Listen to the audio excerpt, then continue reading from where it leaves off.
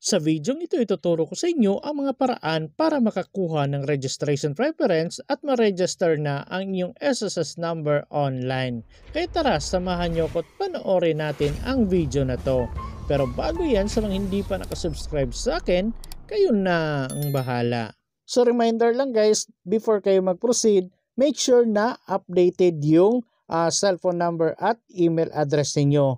Kasi kung meron na kayong registration preference tapos hindi naman updated yung cellphone number ninyo, hindi rin kayo makaka-proceed kasi magsisend po sila ng OTP. So dapat updated na yung cellphone number na nakaregister sa inyong SSS account. At dapat nasa inyo yung cellphone number, active at nakaka-receive ng text. So isa sa mga requirements para ma-register ang inyong mga SSS number online at makagawa kayo ng user ID at password ay yung registration preference.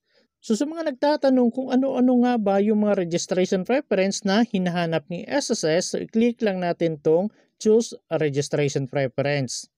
So bali ito yung mga registration preference na kailangan ni SSS. So dapat meron lang kayo kahit isa sa mga nandito. So ano-ano nga ba yung mga registration preference na kailangan nila? So ito, savings account number, UMID card, employer or household ID, payment reference number, date of loan, transaction number in UMID or personal record, check number of any monthly pension.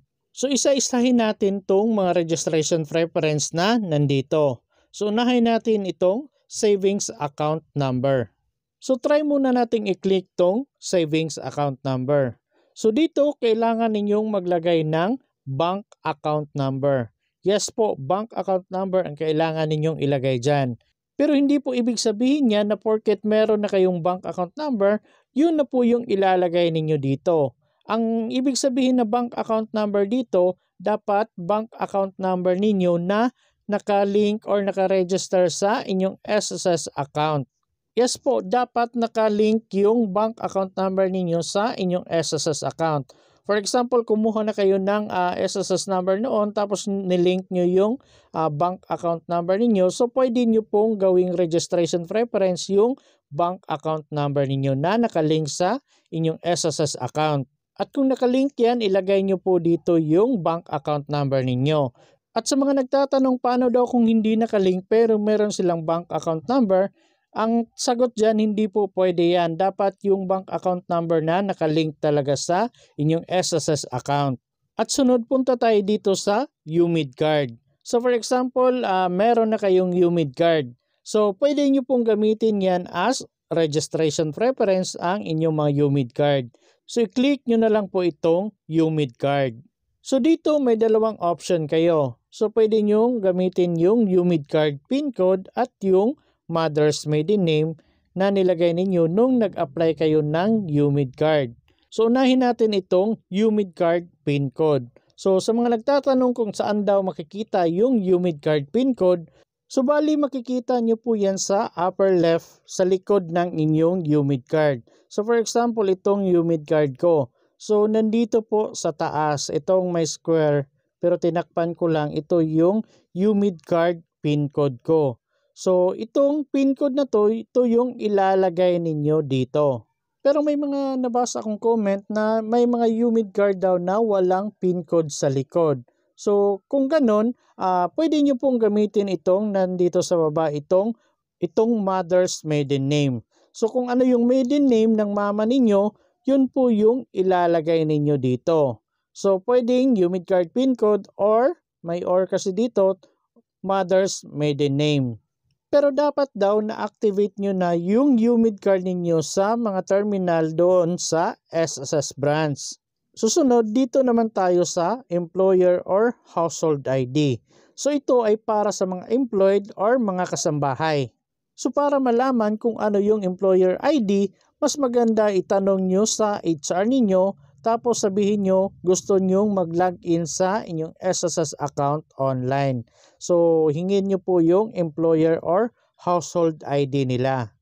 At kung nakuha nyo na, ilagay nyo na lang po dito sa registration preference yung ID ng employer or household ID ninyo. At sunod, punta na tayo dito sa payment reference number. So, bali ito yung pinakamadaling kunin guys kung wala kayo kahit isa sa mga registration preference. Yes po, ang payment reference number ang pinakamadaling kunin kung wala kayong registration preference. Kasi ang gagawin nyo lang dito ay pumunta kayo sa pinakamalapit na SSS branch sa inyong lugar, tapos magbayad lang kayo doon. Kahit minimum amount lang, tapos kung nakapagbayad na kayo, may makukuha po kayong resibo na kagaya nito. So dito sa payment slip guys, makikita nyo po yung payment reference number. So nandito yung payment reference number. So ito na po yung gagamitin ninyo as registration preference. So ito ilagay nyo na lang po dito sa registration preference. At sa ganung paraan, meron na po kayong registration preference. At next, punta na tayo dito sa date of loan. So dito sa date of loan, ang ibig sabihin nito guys, dapat existing pa yung loan ninyo. Yung hindi pa tapos bayaran. Yes po, dapat active pa yung loan ninyo. At dapat alam nyo yung date kung kailan kayo nag-loan. Kasi yung date na yun po yung ilalagay ninyo dito. So dapat exact date kung kailan kayo nag-loan yung ilalagay ninyo dito. And by the way guys, kung hindi na active yung loan ninyo tapos nyo nang bayaran or na-settle na, hindi nyo na po pwedeng gamitin yan as registration preference. So dapat yung active na loan pa yung hinuhulugan ninyo or may balance pa kayo, yung date nun pwede nyo pong gamitin as registration preference. At sunod, pwedeng gamitin nyo tong transaction number in UMID or personal record.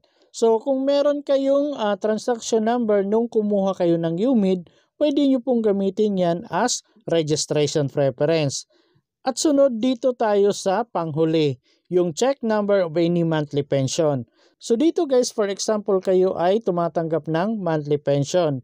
Tapos cheque yung pinapadala sa inyo or nakukuha ninyo. So yung check number doon, pwede nyo pong gamitin as registration preference. So kailangan talaga meron kayo kahit isa sa mga registration preference na nandito para makaproceed kayo at makagawa kayo ng user ID at password. Basta dito guys, ang ma-advise ko sa inyo, kung kayo ay employed or mga kasambahay, ang pwede nyong gamitin na pinakamadali dito ay yung employer or household ID. At para naman sa mga voluntary, mga OFW, ganyan, ang pinakamadaling kunin ninyo na registration preference ay itong payment reference number. So ulitin ko, ang dapat nyong gawin, pumunta lang kayo sa pinakamalapit na SSS branch sa inyong lugar, tapos bayaran ninyo yung contribution ninyo. Tapos kung nakapagbayad na kayo kahit isang buwan lang, pwede nyo na pong magamit as registration preference yung payment reference number na makukuha ninyo. Malalagay naman yan sa payment slip na ibibigay sa inyo. Basta tandaan nyo guys yung reminder ko nung una na dapat updated yung cellphone number at email address niyo. For example, magbabayad kayo doon sa SSS branch, ipasalin nyo nang ipa-update yung cellphone number at email address niyo para makakuha na po kayo ng user ID at password once meron na kayong registration preference.